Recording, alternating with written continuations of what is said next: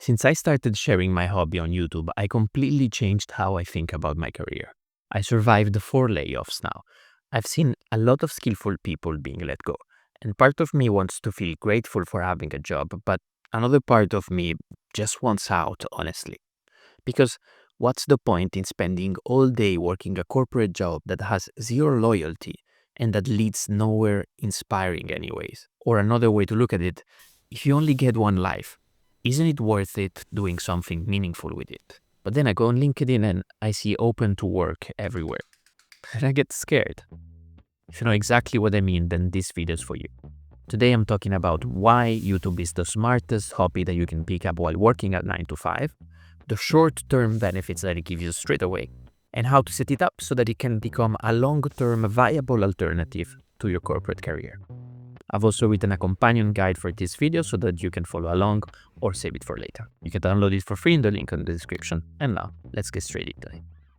I know it might sound strange to call YouTube a hobby because most people only think of it from the receiving end. Before I started, I didn't know a single person who had ever uploaded a video. In fact, 99% of people on YouTube are consumers, they're not creators. But I do think that almost all of us have thought, at least once, how cool would it be to have your own channel? But then we overthink it and we get back to being too busy focusing on our careers. I built my career in tech, but I always struggled with direction. I changed a few companies, I even switched professions. But every time I looked at the roles above me and I just felt uninspired. Still, it's not like I had a better option, so I changed strategy and I tried distracting myself with creative hobbies instead. I tried pottery, origami, and even drawing, which was my childhood passion and I hadn't done it for over 15 years. And I could feel the benefits instantly. The act of creating gets you into a flow state. It makes you kind of forget about the stress of your work life. It's almost like meditation, I think. But none of those hobbies stuck for long.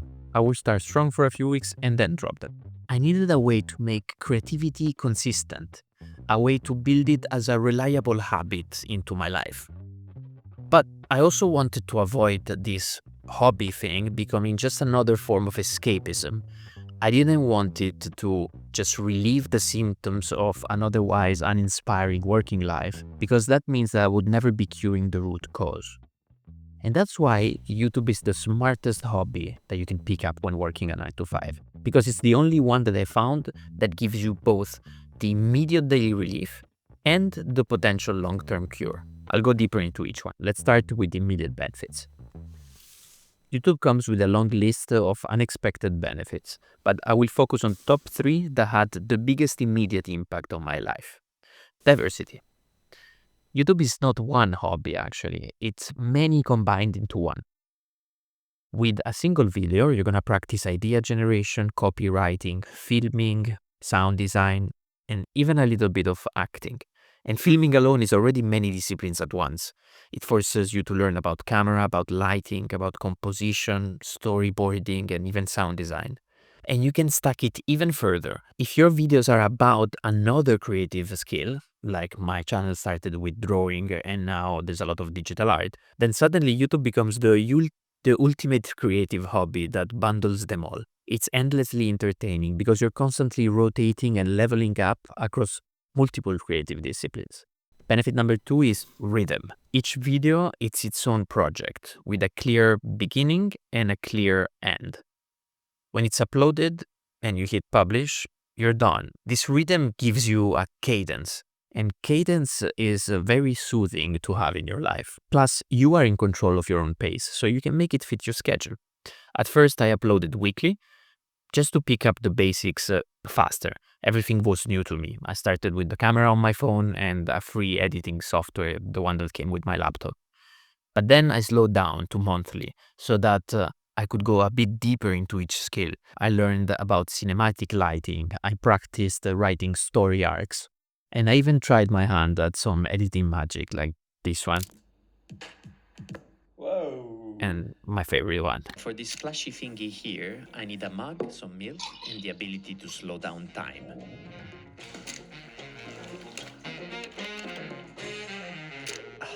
Mamma mia, bellissimo. Each video kept me entertained and looking forward to the next one.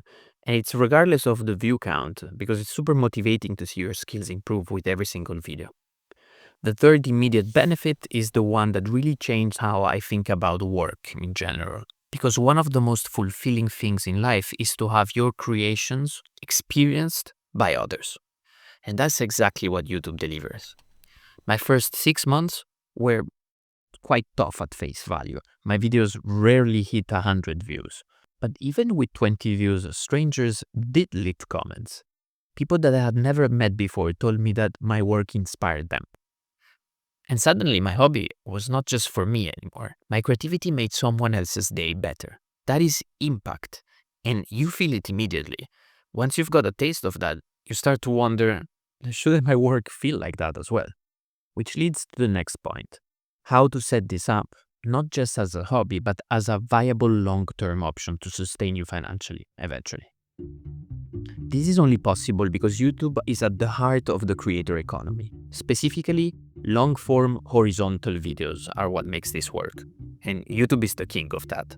A video like this one gives me enough time and enough depth to have an impact on what you know, on what you think, and how you feel, and hopefully resulting in a meaningful change in your life. And that is what value is. If I manage to deliver value to you multiple times, then you will value my work in return. You will appreciate what I do and how I think. And that is what trust really is. And it's not a coincidence that value and trust are the foundations of any successful business that lasts.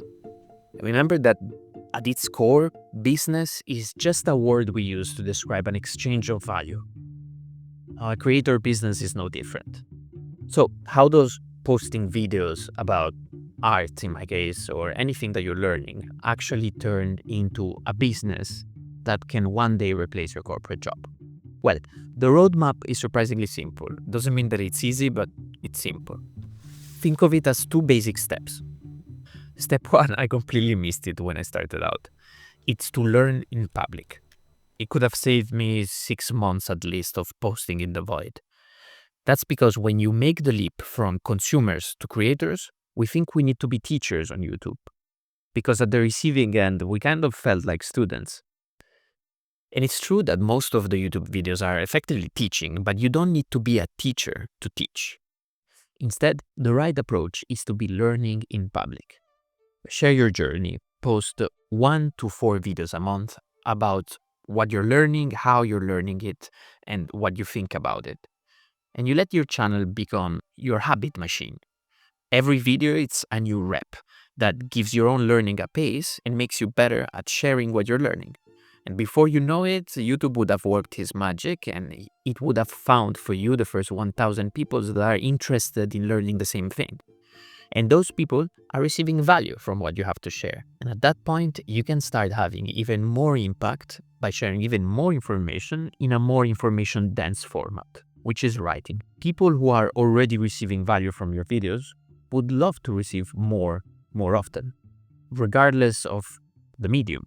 Actually, for many, it's even better that you cut away the entertainment part and you just deliver the value in a written format. But when I got at that stage, it took me a while to make the leap and start a newsletter, because I kept thinking that without the entertainment, people wouldn't care. But now that I've done it, honestly, the numbers prove me that I was wrong. Every Monday, I write an email about what I'm learning in the creator economy, what I'm experimenting with on my channel, and the backstage, really, of my own creator business. And right now, I have 21,000 subscribers on my channel, and on my newsletter, I have 2,100 subscribers. That's 1 person in 10 who wants more of what I have to say because they value what I'm sharing. It's huge. Step 2 is to save them time or frustration. Okay, now that you are already giving as much value as you possibly can by learning in public and by writing, how else can you add value? Well, so far, all that impact was in the realm of information, and that's why it's free. Internet started the era of free information, which in my opinion is the most beautiful thing about living in this century so far. So now, with all the information on the world, what we need help with is putting it to practice. That's why the next step to help your audience further is with implementation support. Usually, it means helping them reduce either the time they need to put it to practice, the risk of them giving up too soon, the pain of figuring out how to put it to practice correctly, or a combination of these. This list is in order of value, by the way. So that's why there's lots of different products that you can offer, each one with a different price point that reflects the value that you're helping with. Guides, books, and other written resources like my Knowledge Vault help you saving you time by curating the knowledge that you need for a specific implementation. And they usually occupy the low ticket range in the product hierarchy, which is 10 to $100. Communities help you with accountability, so they reduce the risk of giving up too soon. They can be low ticket, but the best one are in the mid-ticket range. Just like good courses. Good courses are less about accountability, they're more about showing you how to put things to practice correctly. And those occupy the 3 digits price point.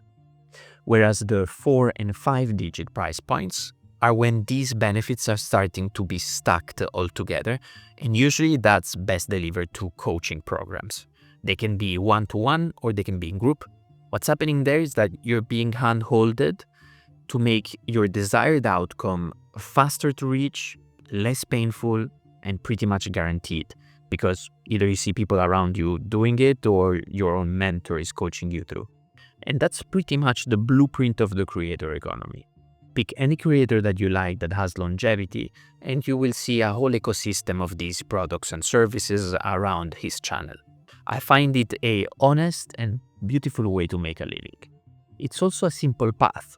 Of course, it's not actually easy, but nothing worth doing ever is. Even the most boring and safe career ladder is not actually easy to go through. The point is that if you do this long enough, the hobby that you started with becomes a fully working business. And the crazy part is that you don't even need a big audience to make it work. In fact, in this next video I show you how YouTube changed my life with less than 1,000 views.